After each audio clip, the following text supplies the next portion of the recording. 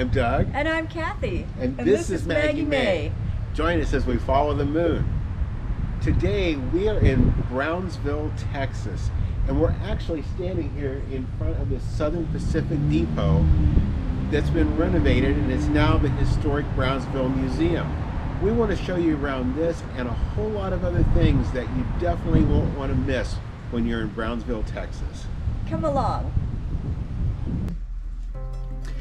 Now we wanted to show you, this is downtown Brownsville, and Brownsville is a border town, and we're going to take you almost right up to the border crossing. There's a lot of big chains that have been in here. You'll see Ross Dress for Less, you'll see Payless Shoes where they had been in here, and they're starting to do some remodeling and renovation on it. It is parked full, but there's not a lot of stores open, and I think a lot of people use this as area to park either after they've crossed the border or to cross the border on foot. But there's some beautiful historic buildings too. The historic Alonzo Building was built in 1877 by Spanish immigrants, and it's in that French Creole style. It looks like it should actually be in the French Quarter of New Orleans. That's right. Now, it was originally a dry goods store on the lower level and a residence in the upper level. Today, it's a venue that you can set up for parties or receptions. It's really beautiful. Now, the Brownsville City Cemetery is on the Texas Historic Register. That wall is about 4 blocks long, and it's kind of important too because in the one corner of it is walled off separately, and it is a Hebrew cemetery, one of the only ones around there. So this is the corner of it that is the Hebrew cemetery, and right beside the entrance to that is the entrance into the rest of it, which is the Brownsville Cemetery. You can see the wall there that divides them. And it's a very old historic cemetery. Yes, it is. They also do tours there. But this is kind of the hub of what is Brownsville today, the Mitte Cultural District. And there's so much to see and do there. The Dean Porter Park is a beautiful park. It sure is. They have their riverfront there, and you'll see ducks and turtles, all kinds of water birds, and then these rocks out in it, you'll see the turtles on them, and there's bunches of them. You can see out there by where that white bird is, that little rock is just covered with turtles.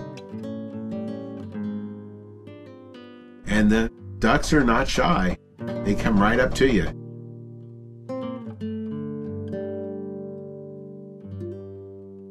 Now, while we're there at the park, we're going to show you a little bit about the park garden. And they are beautiful. There's a lot of children statues, and it's just very much an area for children to discover. This here is the Camille Leitner Playhouse, and they have all kinds of live theater and the like there. It's a beautiful building too. And then right beside it is the Ringgold Civic Pavilion. And as you can see, it's kind of on a loop there, and on the other side of the loop is this really neat sculpture there in the middle of the park. More children. And right beside that is the Children's Museum of Brownsville.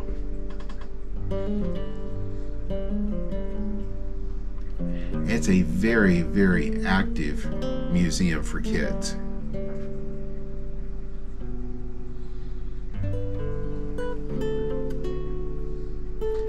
Now, right across the street from that is the Gladys Porter Zoo. This is the big major zoo down here in South Texas, and very, very well attended. Big parking lot across the street that's always just parked full. Across the corner from it is the Brownsville Museum of Fine Art. Beautiful building, and they have new events and new displays rotating in constantly. Now this is a visitor center that's being constructed very near there, and it was actually the scale house, and this is where the scales are, right there, right by the Fine Art Museum. The Southern Pacific Railroad, this was a major area that connected the water to the railroad. Now the Historic Brownsville Museum, that building is part of the Southern Pacific. That was actually their terminal, and that has been converted into the museum now, and it's a beautiful piece of architecture. They have actually went out behind that building, and they have built a separate railroad museum to commemorate the railroad in Brownsville. That building right there. And it's same architecture, but it was only built just a few years ago. And around the corner is the Costumes of America's Museum. This features a lot of things about Mexico, Central and South America, and this was actually the baggage building for the railroad terminal. There's also the Laurel's Ranch House Museum, right there by it in the middle of the park. And Linear Park has so much to see and do there. At the far end of Linear Park is Memorial Park, and this is the veterans side of the memorial. This was so nice. And the opposite side of it, this is called Mr. Amigo, and they do a Mexican Heritage Award each year, and every one of those stars is who was honored in each year going around that.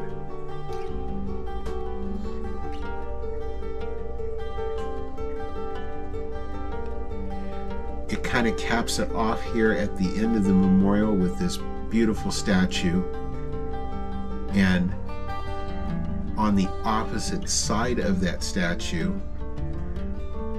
you'll see the Historic Battlefield Trail. Now it starts here at Linear Park, and it actually goes 8 miles out to several of the battlefields along the way. So you can take that trail straight to them. Now this is one of the battlefields, Palo Alto Battlefield. This is the one that's about 8 miles out, about the furthest. And this is a really neat facility. A lot of the history of the war between Mexico and Texas of the United States. Both countries were claiming to own this area, and that's where the 2-year-long battle ensued.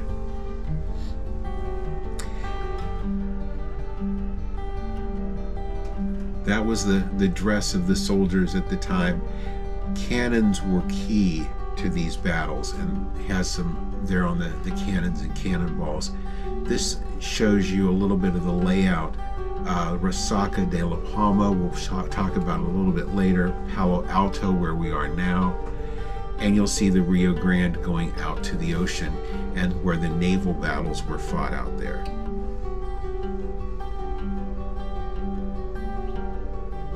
It was interesting to learn that the Rio Grande had moved.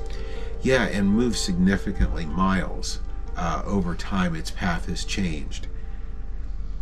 But the battlefield we're at now, the Palo Alto Battlefield, a major battle there was on May 8th of 1846. And you'll see the lines of where the Mexican troops and the United States troops were. This is a trail that will go back to the battle lines of where the Mexican troops were, and they used the pennants of green, red, and white to show the line for where the Mexican soldiers were staged, and the cannons.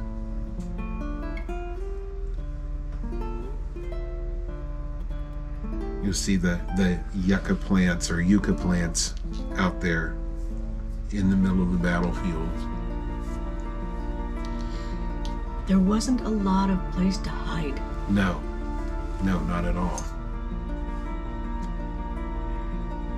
As you walk through, you'll see hoof prints, and the hoof prints are from the nilgai, which were an antelope-like creature that had been brought over from Asia and are actually there on the grounds, which we saw plenty of signs of them, but we didn't actually get to see them. They must lay down against the ground with the grasses up around them. But you can see that's pretty wide open there. Yeah, pretty flat and wide open. This is an observation deck they have that's about halfway between the trail that goes down to the Mexican side where we had started and back to the American side. And over here in this side, this is where the Rio Grande actually went. They call it a Resaca. And a Resaca is the canyon that was left from where the river used to be. Now going back this trail, this will take us back to the American line.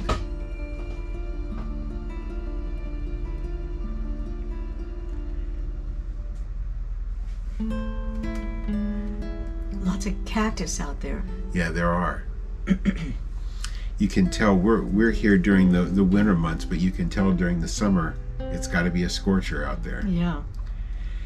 Now again, it was a cannon fight on both sides, and this battle went pretty decisively for the American army.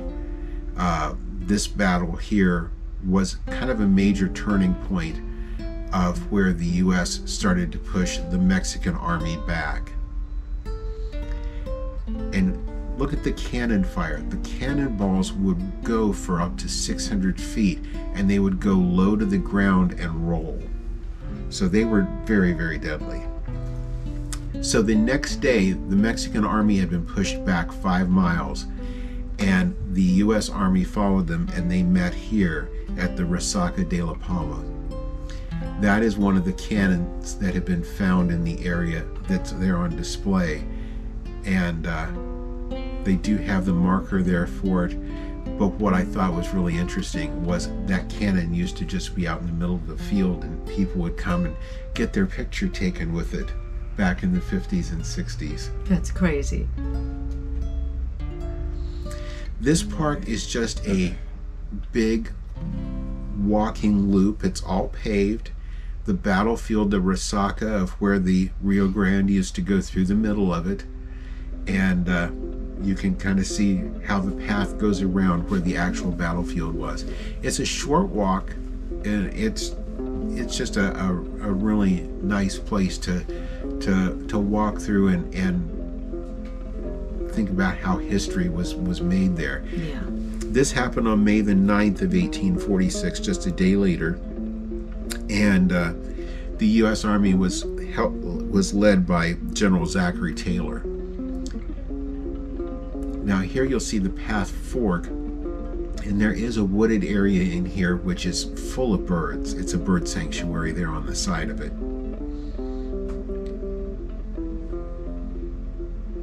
And then there's one other spot where you'll see the path fork off, and that area is an overlook of the Rio Grande. So the river has moved there, but it hasn't moved terribly far. It's moved maybe a couple tenths of a mile from where it had been originally.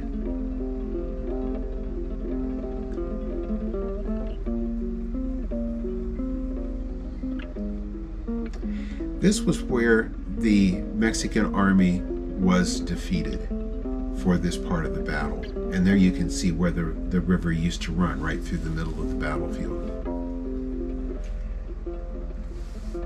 But this one was considered a turning point in the war for the war between Mexico and the United States. Now, one last thing we want to show you is Sabal Palm Sanctuary. And the sign says, go through the fence, go over the levee, no passport required. And you actually are going through the border wall, which doesn't necessarily mean you're crossing the border. The border wall's inside the realm of the United States. Yeah. You can see the Humvee there. It is monitored. Go across the levee and right on back to the park. It is completely safe and secure. And the park is actually right on the Rio Grande, so you do not cross into Mexico here. But kind of the crown jewel of the sanctuary is the, I believe it's pronounced Rabb, R-A-B-B, Plantation House. And it is open. You're welcome to go in it and tour.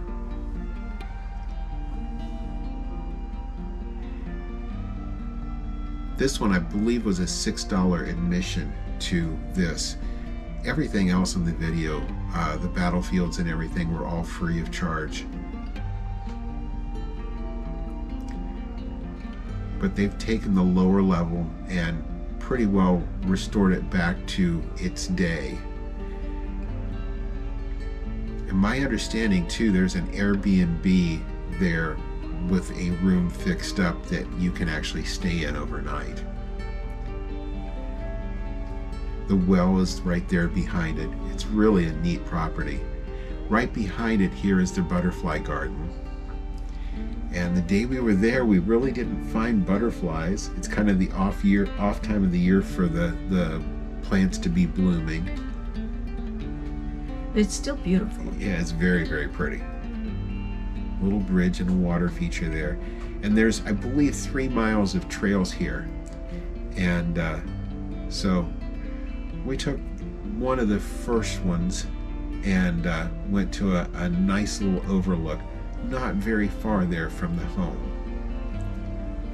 So this is the forest trail. And these trails are not paved, but they are pretty much flat, very packed, very easy to navigate. Maggie had actually had a big day, so she was in her stroller. It was easy to push through. So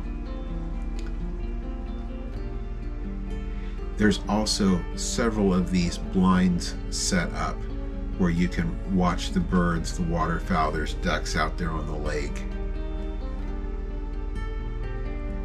More of those black-bellied whistling ducks. Yeah. The nature is so beautiful. Yeah, it really is. On the other side of the park, we're going down this other trail, and this will actually take us over to an overlook of the Rio Grande. Now, in my head, I have the Rio Grande pictured like the Mississippi, and it is a big, mighty river, but it's not nearly as large as what I kind of expected it to be. There are areas going up north, though, that it widens out. And we're very near the Gulf at this point.